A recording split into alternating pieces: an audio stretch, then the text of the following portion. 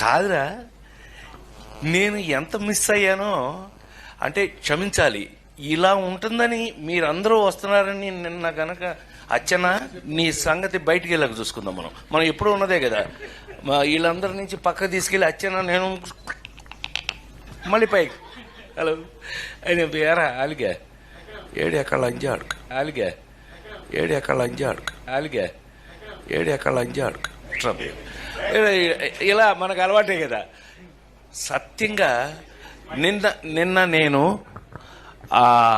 NTR award తీసుకోవడానికి విజయవాడ వెళ్ళాల్సి వచ్చింది. చప్పట్లు కొట్టరా? బుద్ధుందా లేదా నాకు? ఎన్టీఆర్ అవార్డు అని చప్పట్లు కొట్టరా? ఏంటి బ్రెయిన్ పోయిందా అందరికి?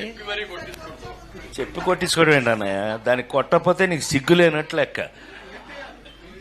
విశ్వవిఖ్యాత నట సార్వభౌమ నందమూరి తారక రామారావు. సో అది ఆ అవార్డు నిన్న ఈ సంవత్సరం అదేదో ఆ ఇంట్లో తెలుసుగా, మీ అందరికి ఐడియా ఉందో లేదో, ఎన్టీ రామారావు ఇంట్లో గొడ్ల చావిట్లో పుట్టాను నేను.